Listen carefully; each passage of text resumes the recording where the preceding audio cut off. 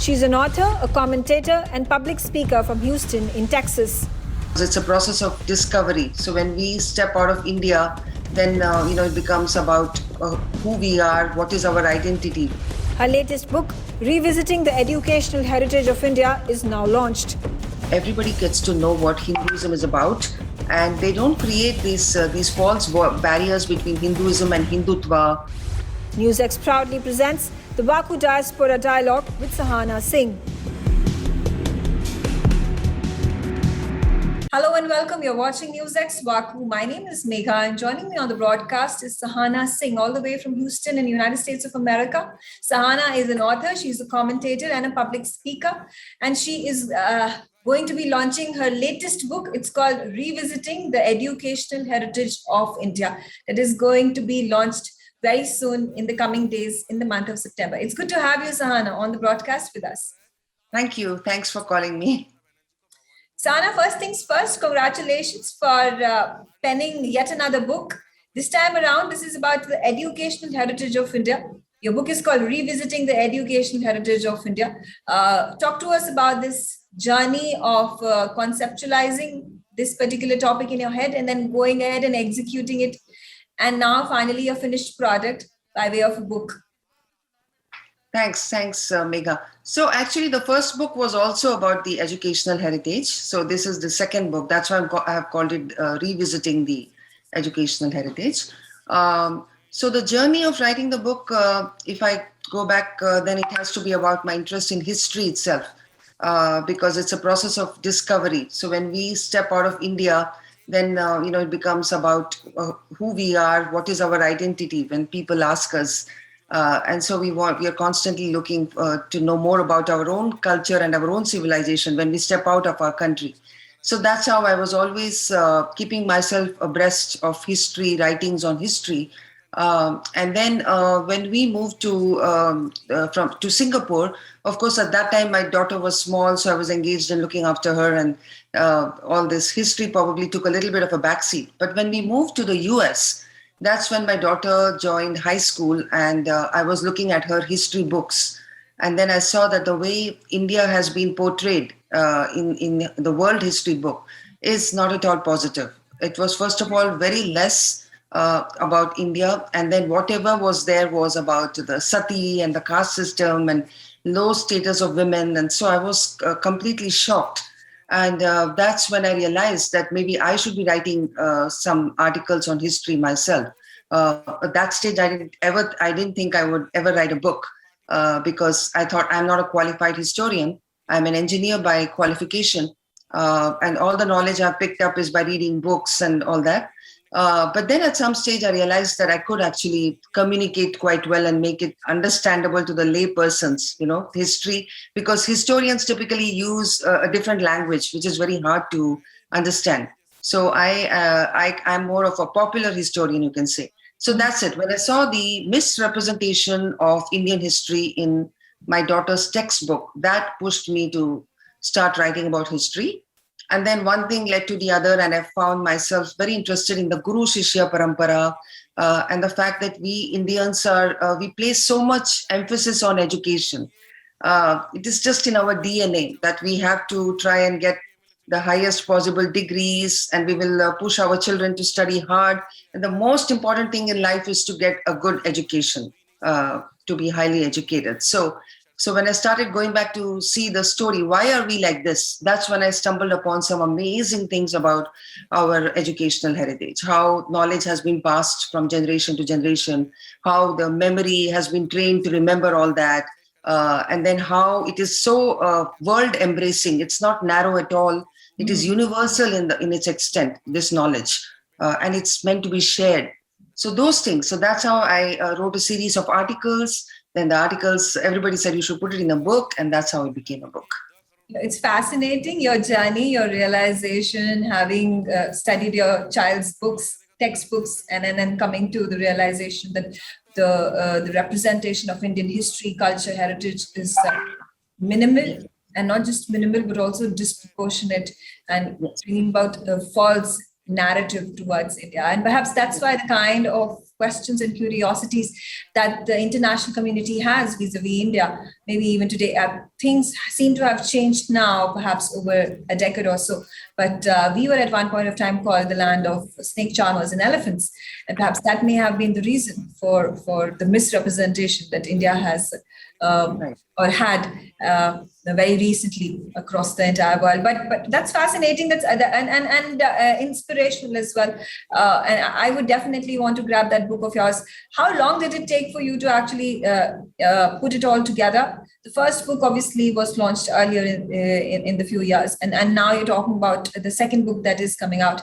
What was the duration of the research? How were you able to actually connect with a lot of other historians, scholars to put it out all together?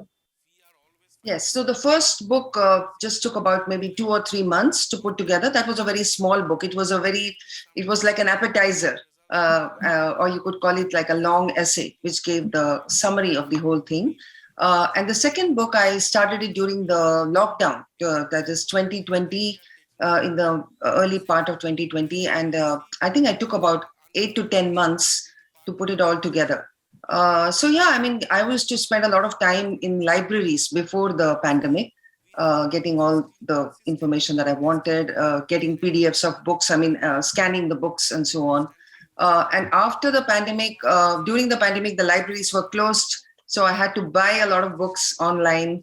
And then I used to also request scholars to share if they had something, materials on the subject that I was looking at. So eventually put it all together, but the hardest job was to make it a coherent narrative, because I didn't want it to be just facts and facts which will overpower the reader, and so it had to be a flowing narrative. That was the hardest part. How do you connect everything? So I want to talk about memory training. How did the ancient people train the students to retain all that they learned? So that's a chapter. Now that chapter has to come somewhere in between, and those kind of things. What comes first? What comes next? All that was a little hard. But yeah, I had all the research in different hundreds of folders in my book, and then had to make it into a narrative. There has been quite a lot of noise that has been created, not just now, but previously as well. But keeping in mind, there are some events that are being launched, I think, September 10th to 12th, and that there is a lot of propaganda against Hindus, against Hindutva, and that's something that the forces within India and outside of it are also looking to tackle in a way to bring to light what is the positivity of Hindutva, and why this sort of miscommunication that is being in propaganda against India and Hinduism that is being spread worldwide. But and finally, before I let you go, Sahana, are there things that you would like to change for the minority Indian community living in the United States? I know the Indian community is by far the most knowledgeable, the most rich community in America, and they have a massive influence. But the other things that could further change for the betterment and the welfare of the Indians living in the United States? Yes, of course. I would like the Indians and the Hindus to be better understood, because they have all these misconceptions about swastika. What swastika means, they don't know that it is a very auspicious symbol for us. So if, suppose we put the swastika outside, they will think it's a Nazi symbol. So these are the things I would really like that in America, everybody gets to know what Hinduism is about, and they don't create these false barriers between Hinduism and Hindutva. Or they politicize it, and their hatred for the BJP gets translated into dislike for Hinduism or Hindu people. All that needs to go, and I would love to see more Hindus getting the chance to write op-eds in Washington Post and all these mainstream publications. In fact, I have myself written op-eds twice in Washington Post, but that was in 2014. But nowadays, they are not accepting anymore. I mean, they don't, I think, want any more Hindus writing about their worldview, their perspective of the world. They are not taking that anymore. So I can see the biases that have crept into all the mainstream media and against Hindus. And I would like that to disappear completely. I mean, give us a chance to put forward our views. And also the textbooks here, they need to change. So that also is not happening. I think maybe the Indian textbooks need to change first, and Indian academicians need to take the lead in India, because there is quite a bit of a problem. And once that happens, then maybe the change will come here also. I don't know. But right now, here, the textbooks are also biased. They are not portraying Hinduism too well. Mhm. That needs to change.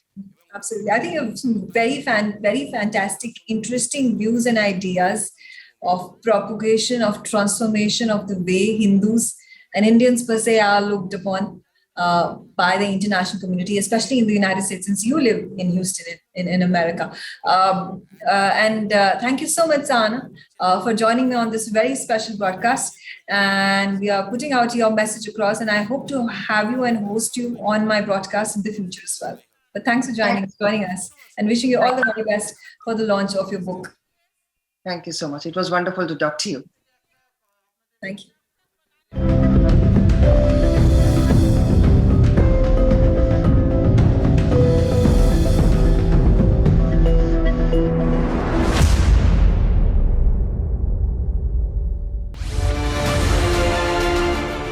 NewsX ITV network have proudly launched the VaKu Diaspora Broadcasting Network. VaKu DBN will be India's first mainstream platform dedicated to the diaspora community. Help support us. Become VaKu patrons at memboro.com/VaKu.